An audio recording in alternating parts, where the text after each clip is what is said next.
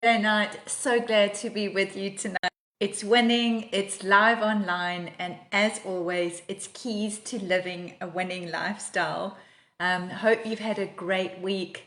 I'm just amazed how, at the end of every year in that final quarter, it's crazy how things just start speeding up. Like deadlines seem to be even um, larger and the time span even shorter. And I'm sure a lot of you are feeling quite fatigued as it gets to the end of the year drive. But take heart, the holiday is almost in sight. So, looking forward to a really great topic tonight. And the title is Password Protected.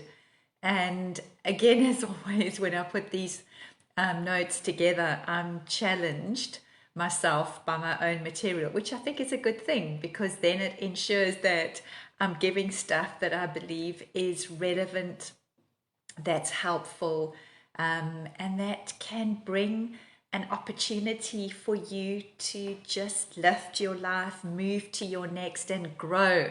Hey Trace, hey Ronica, so good to have you online. My faithful who join me every week. There should be an honor badge for those of you who join weekly. Yeah, and I mean, I've just been sort of reflecting on the year and just how many sessions we've done, how much input, and it's such an honor to be able to speak into your lives on this platform.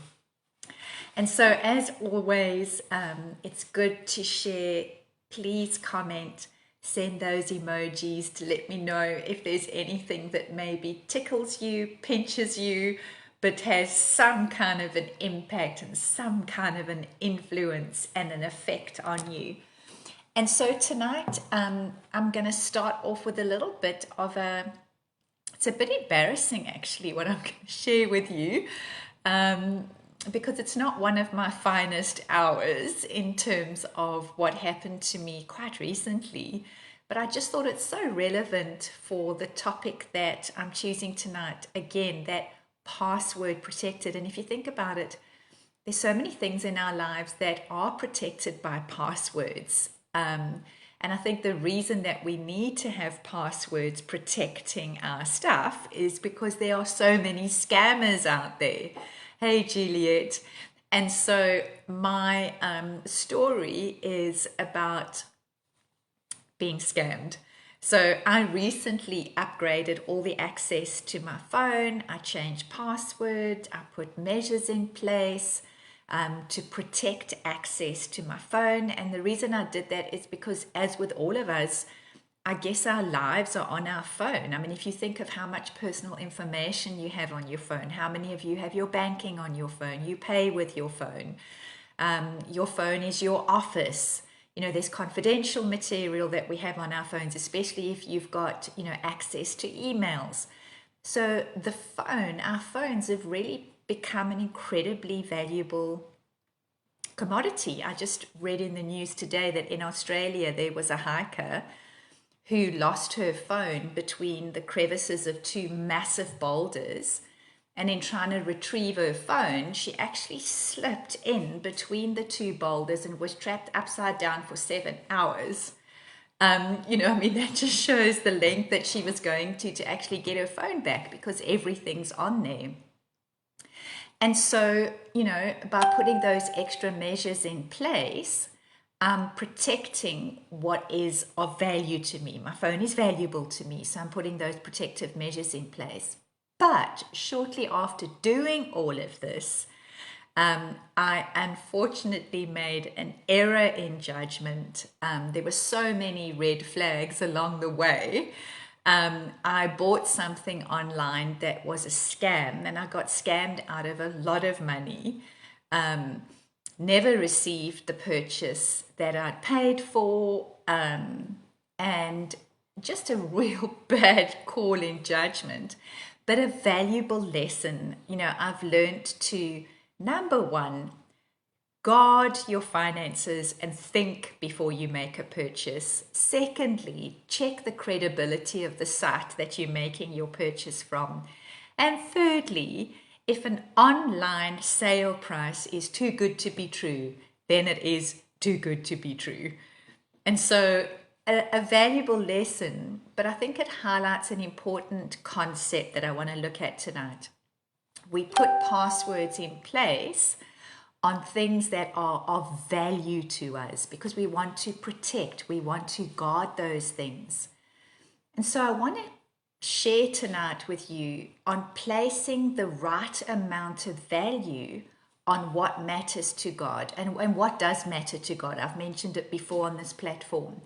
Hey Jen, good to see you. Juliet, good to see you. So when we love Jesus, when we love people, and when we love church, we're on the same page as God.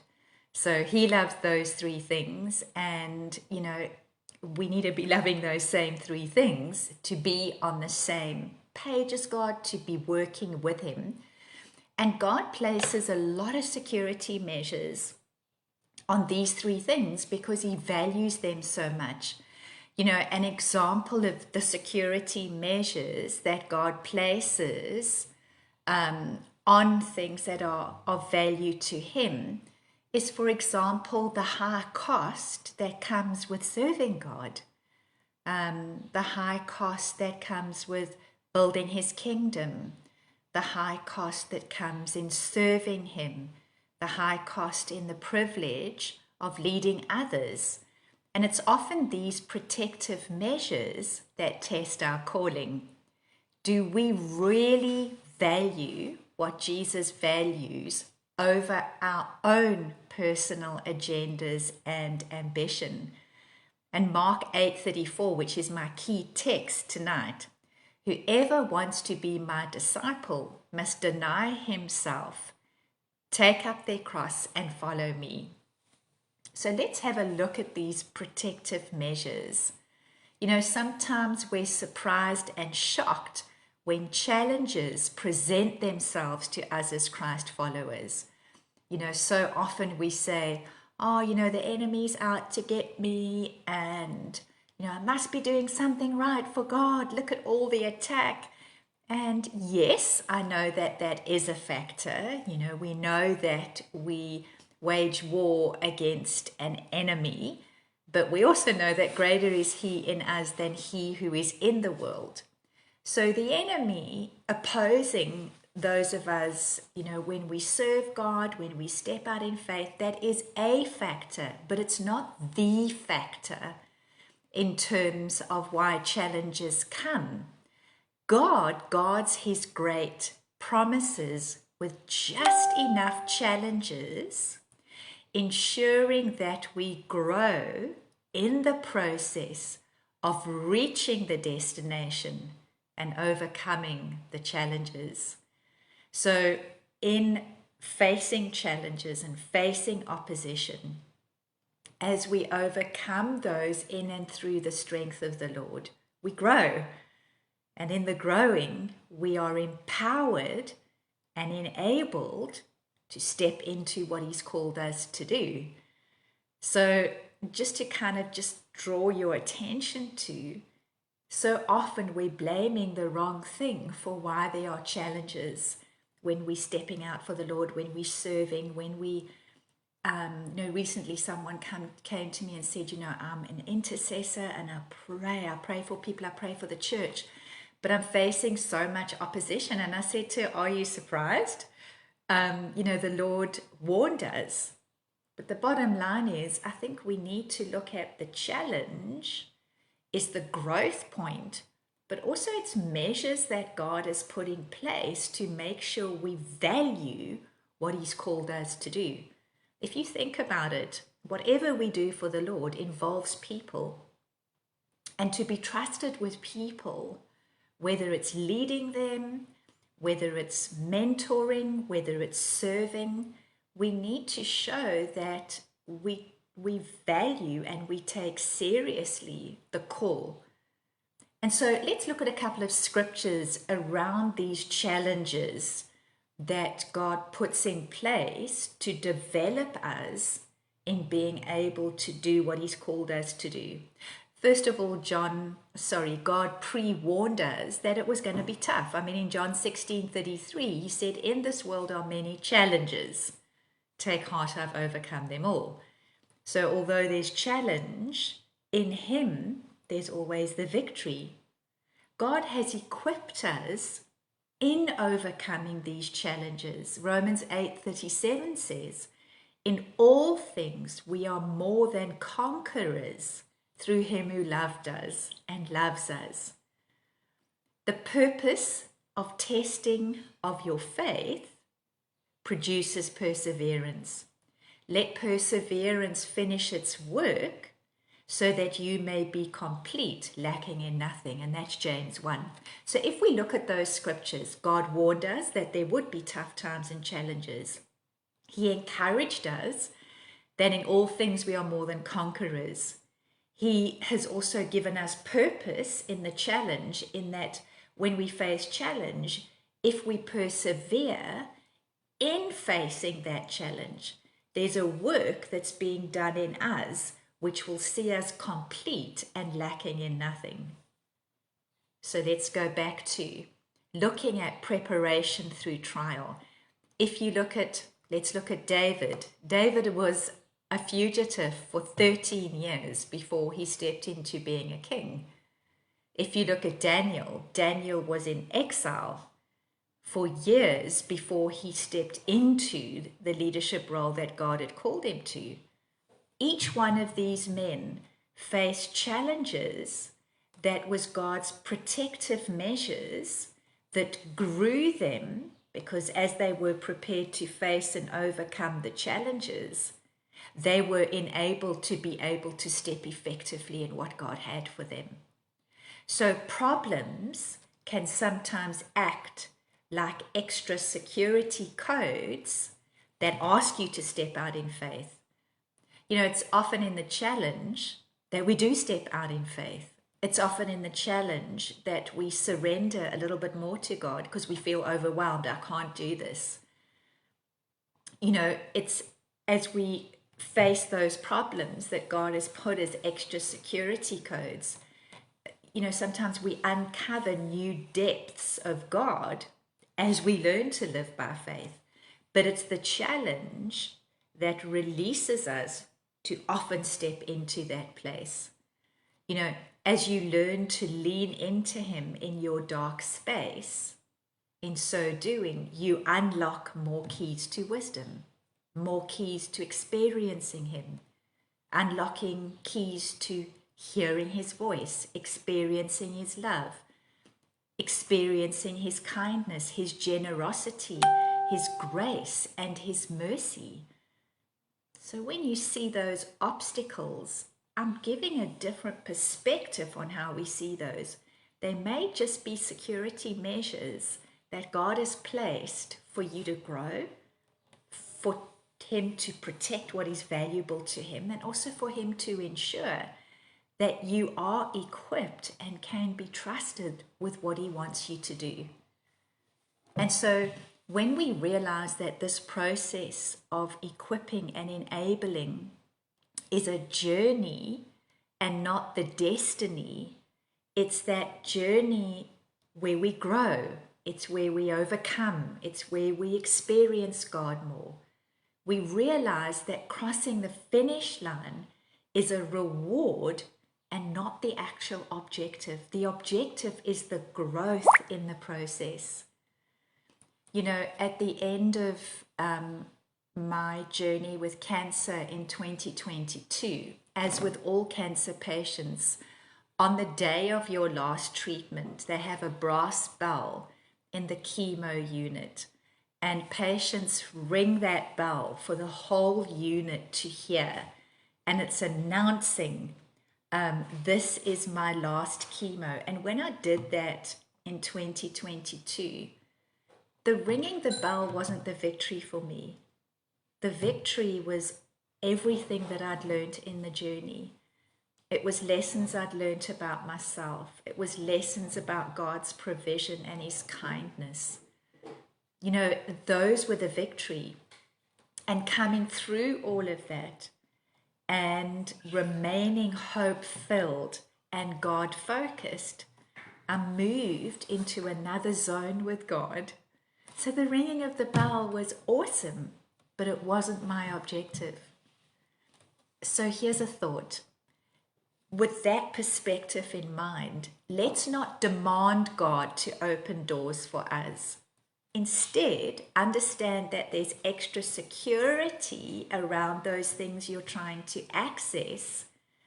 And it's because the lessons you are about to learn are of a higher value and are equipping you for a greater future.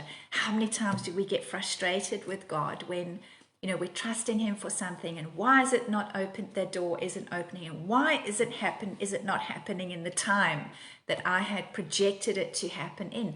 And sometimes we can try and force God's hand. And I'm so conscious of the fact that sometimes we can be so quick and so zealous in doing what we want to do that we can actually run right past God's purpose. We can run right past what he has in store for us. We can run right past his plans and his purposes. If you think about it for a minute, does it say anywhere in the New Testament that Jesus was rushing round, that he was super stressed? Yes, there were times when he was distressed, like in the Garden of Gethsemane, where he sweat drops of blood. But at no point is Jesus rushing round. His pace and his workings are peaceful and strategic and slowed down. So often we want things to happen quickly, but we're not ready often for what we want to happen. And anything premature doesn't have a good ending. So take time to find out the right way to access things before you, rather than trying to force God's hand. Don't force what faith wants to gently unlock. Don't push and pull what prayer, patience, and perseverance will access. Sometimes we can kick against God's plans and purposes and get so frustrated. But when we learn to move in sync with God, when we learn to move in his rhythm, and the only way we can do that is when we keep our focus on him. So often I think in the lines of, when I've counseled clients who are maybe single and their clock's ticking, their biological clock is ticking, and why isn't God giving me a partner, and time's running out, and the frustration. And I don't understand why God isn't releasing their partner when they want him to release their partner. But what I do know is that God is good and all he does is good. What I do know is that in his time he makes all things beautiful. What I do know is God has come that we might have life and lots of it. So it's focus on what we do know and embrace your space. It's like, Lord, what are you showing me? What do you want to show me about your character? What do you want to teach me? How do you want to grow me?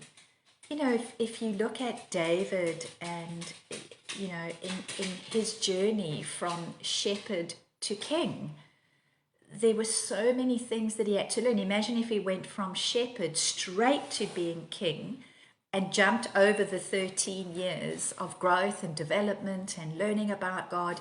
He would have been ill-equipped to be king, and he would have hurt himself and the nation of Israel. So those security measures that God had put in place was not to punish David.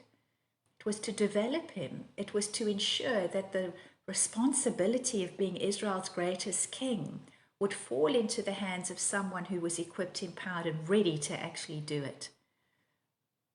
So rather, God may not be withholding opportunity from you. Rather, he's choosing to grow the potential in you through the journey of unlocking what he sees as worth protecting.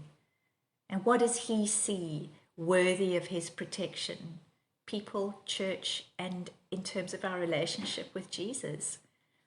Maybe God has placed in the way just enough challenges and passwords to ensure that what eventually becomes accessed actually lands in careful hands. Isn't that a beautiful perspective? And so I love the example of Joseph. I mean, Joseph was sold at 17. He was only promoted to second in command of Egypt at age 30.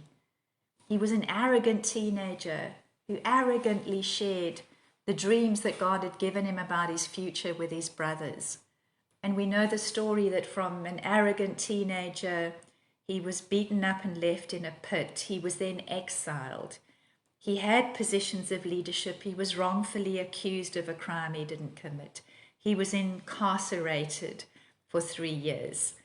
And then, he had to go through a number of checks. There were a number of security measures in place because the arrogant teenager needed to grow and learn and develop and show that he was worthy of actually rescuing a nation from famine. So what did Joseph learn from 17 to 30? Well, he learned meekness. He learned faith. He learned humility. He learned forgiveness. He learned how to serve. He learned moral purity. He learned how to be faithful. He learned how to honor leaders. He learned patience and he learned perseverance. I can't imagine what would have happened if he'd bypassed all of those security measures and just become second in command of Egypt at age 17. I guess to summarize what I've said tonight, it's the process of promise. There's a cross before the crown. And instead of seeing, those challenges and those trials that we are faced with, instead of seeing them as blocks by God, let's see them as just in his kindness. He's growing and preparing us. There has to be, in order for there to be growth, there needs to be resistance. I mean, that's just the law of dynamics. If you look at going to gym or exercising, the only way that your muscles are grown and developed is when they are facing resistance. And so tonight I want to encourage those of you who are maybe feeling discouraged. You've maybe been trusting God for something for a long time and it seems, is that end? Is that crossing the finish line? Is it ever going to happen? And I think rather shift your focus to what you do know. I don't know when you're going to cross the finish line with what you're facing. But focus on what you do know. Pull into the here and now. And it's, Lord, what are you teaching me?